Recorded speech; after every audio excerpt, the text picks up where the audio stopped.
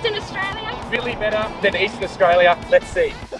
And for those that don't know, I'm Sam. And I'm Maddie. And we have just gotten over here to Western Australia and we're going to do an awesome comparison from Eastern Australia since we have done so much there over the past 12 months and we've finally made it to Western Australia where we're going to be doing some epic off-roading, exploration and doing the whole thing over the next few months. So the question is, how did we get Dave here? But we've also already come across some challenges. Last night we came across a 4.5 metre crop which had me scared to my boots in the rooftop tent. Yeah, literally 15 minutes after I'd stopped fishing, a massive salty came up. So that is such a good start to the adventure, but a bit of a scary one. Let's crack into it, I'm so excited. So it's about 4 a.m. and I'm on my way to the train station to pick Sophie up. And Sophie and I are going to start our trip up to the Northern Territory, and Samuel will fly later on and meet us up at the Territory. And there we'll get started to do a bit of a trip there, and then we will go through and do our Western Australia trip. I'm pretty keen, but I'm pretty exhausted at the moment and I'm pretty keen to get a little bit more sleep. So what I'm going to do is I'm going to do a quick 5-minute recap of their trip. Now Maddie and Sophie left home around 2 days ago to do 2 days of flat out driving up through the centre of Australia, stopping at a couple of spots. But it really started the adventure at the Big Pebble in the middle of Australia, as everyone knows as Uluru or Ayers Rock. Stopping at the lookout point for a quick lunch, they made their way for a quick look at the rock as they could not hold back their excitement to then go collect their bikes and go for a ride around it. You can also hire segways if you're feeling lazy, and I remember Maddie having a good odd laugh about the people doing that. Then straight into the camel ride with most of the most friendliest camels that they said that they have ever met, and they got to watch the sunset as they rode them around Uluru. How sick is that? Okay, so we've just done the Uluru camels, and Sophie, that was your first time. What were your thoughts? It was amazing. Yeah. Very, very, very fun. We had Stumpy, the short-tailed camel. From there, they went over to the next big rock, not far from Uluru. We're at the Olgas. Yeah, It's at the looking amazing. It's so cool. It's like Pretty on a cool. different planet. We've been blessed with nice sunny days today, but it's not too hot. The next day, they then went for the classic hike into the Kings Canyon, which is usually the next step from Uluru, where they did a 6-kilometre loop around the rim and then into the Garden of Eden, surrounded by all the rock wall formations, before they made their way to the campground for the night, which you'll want to add this one to your list. So now we're just going to head to Ginty's and we'll set up camp there.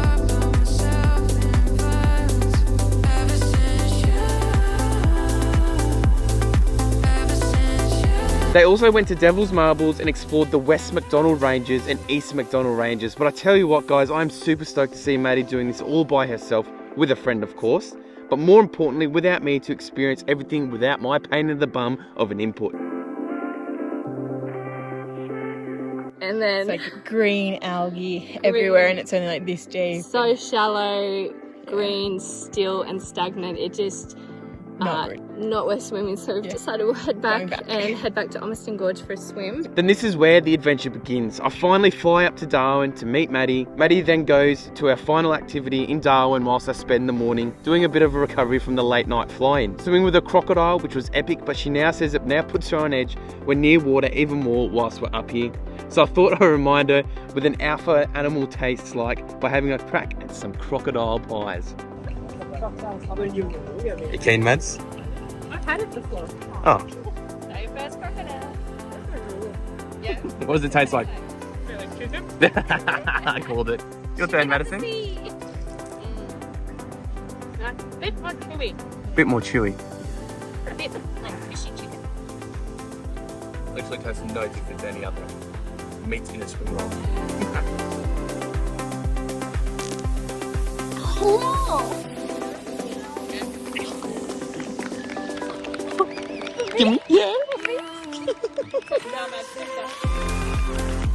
On the final day, before Sophie had left, we went back out to Litchfield National Park after they had already been to have a quick squeeze at the nice waterfalls and waterholes whilst I was already up in that direction.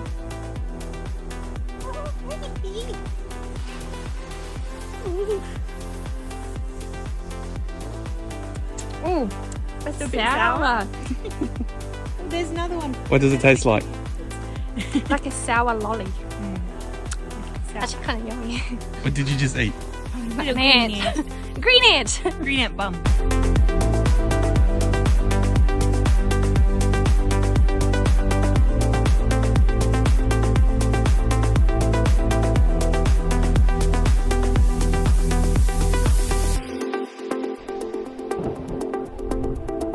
Then towards the end of NT, we decide to kick it off a notch and go on an awesome adventure just before we hit Western Australia and make our way to the Dundee beach to do a bit more remote and seek some basic full driving and fishing as we do every year.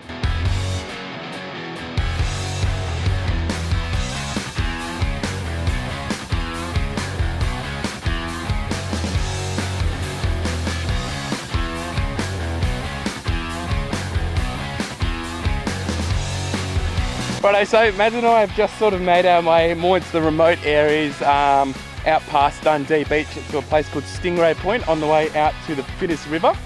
And we've just sort of come across our first little creek crossing, I guess you could say, but it's pretty muddy, hey? Like, we've just arrived and it's just like a small dry creek, but we're about 3 hours away from high tide at the moment. All right, so the creek crossing actually has a really good base, so I don't think we're gonna get bogged, but it's just one of those things that are in the back of my mind while we're out here, like in really remote areas, just by ourselves. If something goes wrong, we don't have anything to winch off. We've only got the max tracks and the tide's coming in about an hour and a half. So that's the only thing that's on the back of my mind at the moment.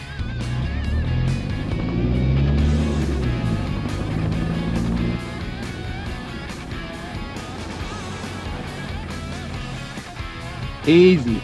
You wouldn't be in the top end of the Northern Territory if you didn't have a crack at some barramundi fishing. I finally convinced Maddie to come down here. She's a bit scared of crocs, she reckons. Why do you look so worried? Because this is like prime crocodile area. It's all the mud flaps, that's where they like to hang out. You can't get past this line. Safety line. And what's the safety line? Preventing you from getting eaten by a crocodile if you go too close to the water.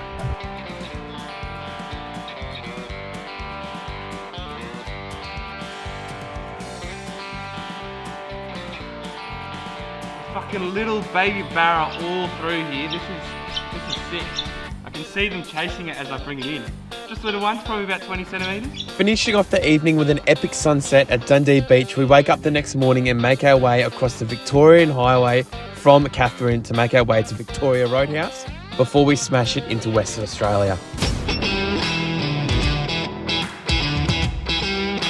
Welcome to Western Australia, baby. Be prepared for the Western Australia adventures. Now, before we crossed the border, we had to get rid of any soil, fruit, vegetable, honey, and some types of nuts out of the back of the car. Make sure you get rid of all your fruit before you cross the WA border. So, who missed an apple, eh? I missed an apple. It fell down the cupboard. Spent like 3 days looking through all the car to make sure we didn't have anything, and there was a measly little apple sitting on top of the cupboard. Hey, at least the person was really chill and he was like, oh, I'll just take that one. And I was like, no worries. So I've just finished doing a very expensive grocery shop, about $384 in total. The reason why is there's not many stores between here and all the way to Broome, so we've really got to fill up now. Hence why I'm taking everything out of the packaging, densing it all down to make room to restock as much as I can, because those shops already were pretty empty. Yeah, so we're just here at Kununurra at the moment, but there's no other stop between here and Broome, so as you take the Gibb River Road. So it's really important that while we're here that we get absolutely everything and we stock up, because if we don't have it, we're like 2 weeks without it. So we've got 2 weeks worth of food here, both in the pantry and in the fridge. Yep, definitely. All right, so Mads and I run into a bit of a pickle. At our last campsite we went to, we realised that we're out of drinking water, and we haven't been able to find anywhere that has potable drinking water. It's all like bore water over here, and we've had to resort in buying water while we're here at Kununurra. And the most annoying thing is Maddie couldn't find like any of those 10 or 20 litre ones that you can buy at Coles here, because there's only a Coles. So we've resorted to these 1.5 litre ones. How about that? Feels like a waste of plastic, but I don't know. What are your thoughts, Mads? Have to have clear water, but yeah, not good for the environment. Rightio, so our first destination along the trip is going past the iconic water crossing known as Ivanhoe Crossing. But we run into some bad luck given that the Lake Argyle Dam is still 2 metres over the spillway. A little bit of water about.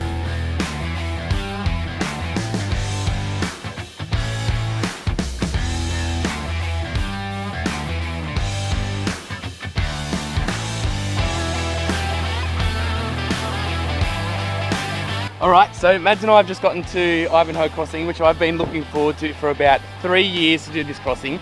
To me, it's like super iconic, and this is the crossing that we're supposed to do. So I don't think we'll be crossing Ivanhoe Crossing anytime today unless we turn into a boat. Yeah, and I'm not keen to do that. But I was so looking forward to that, hey.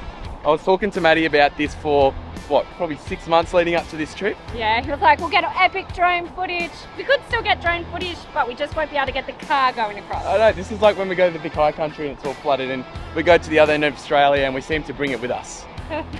I think it's time to go for a cheeky little barrafish, don't you? I reckon, absolutely. Now the locals say that this season that the crossing won't even open due to the late wet season. So I at least give myself a crack at having a fish for a barramundi, but the water was flowing so fast it was almost impossible to get the line in and out without a snag. But before our next location, I wanted to quickly share something with you I had encountered for the first time with our 12-volt setup. Alright, so for the first time, I have fully discharged the Lithium 200 here in the back, and I've got it connected up to the Projector DC charger. I'm just going to quickly show you how I'm going to reset that battery once it's fully dead, because obviously with the lithiums, you can't just recharge it, you need to reset the BMS. So supposedly on this one is flashing, or is a constant orange, if you can see it pop up there. And what I'm going to do is I'm going to hold down the button here for 10 seconds. This is the first time doing it, so if it doesn't work, you guys are going to see this live basically. 9, 10, and then it makes all those signals, and then I let go, and then that goes red, and then hopefully it should reboot itself. So that's charging off the solar, it's charging in charging mode, and the alternator's connected, and it's on lithium battery. How good's that? That's a very important thing to know, I reckon. Finally making our way to the off-road adventure, we make our way around Ivanhoe Crossing, up Valentine Road in search for the camp spot for the night. In an area we did very little research into, and find ourselves quickly airing down due to the start of many corrugations to come.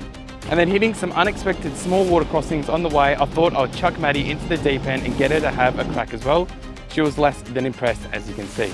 So I just wanted to quickly pop in here. I know this is probably a little bit weird for you guys, but there are boab trees absolutely everywhere as we've sort of entered from the Victorian River Roadhouse from, I don't know, a couple of days ago now. And I just find it epic because any other time we've gone up to the territory, I've just never seen them. They're absolutely everywhere along here. And I really don't know much about them, so I'm going to put a little info thing just down here for you to read anything interesting. Oh, reading that's quite interesting. I didn't know that. Checking out our first campsite, Buttons Crossing, that was flooded, so we decided to move on. I tell you what, Maddie's getting a good run for her money since she started doing river crossings. She's on her third one for the trip since we've left the Victorian High Country. We'll see how deep we can get her along this trip. And it's not long until we find a perfect spot for the night along the croc-infested Ord River for the night, which at the time we did not know we would be having a salty mate would be watching us later that evening. Assessing the new campsite. What are your thoughts? I think it's far back enough from saltwater crocodiles. I don't know, what does everyone think? Does that look too crocky? Maddie and I at the last spot, I thought it was absolutely fine and that it was freshwater and there'd been absolutely no salties. And then Maddie had a look on Wikicamps and there's a photo of a crocodile with a man-sized cow at the campsite we're staying at, and we're going to stay about a metre away. And he was like, oh, there'll be no saltwater crocodiles. Hey, crocodile! I don't want to come. But this will do for the night. And then tomorrow we're going to be heading off to Lake Argyle, and I'm so bloody excited. 3 nights there and we're going to be having some awesome fun. Before the night is in, we unpack. I decide to have a quick flick for some fish, and clearly I've not come to grips on how to fish off a river yet, as I'm still not having any luck for any barramundi.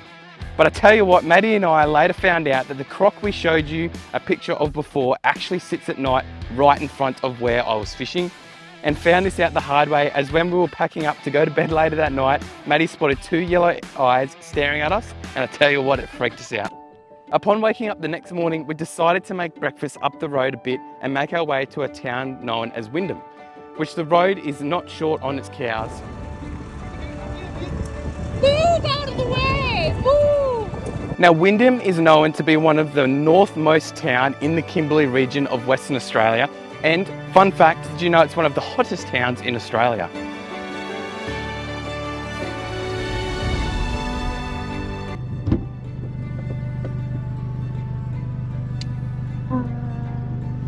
So cute. Husband of the Year award, I reckon. I reckon they're beautiful. Thank you. Give me a kiss. Where we finish up this episode, we now really begin the adventure in Western Australia. Stay tuned for next episode where we make our way to Lake Argyle, have some wicked fun, meet a couple mates and make our way for an unexpected adventure to a place known to the locals as Secret Springs. You won't want to miss what happens here. Hint, hint, someone drowns the car, and did you know catfish can sting?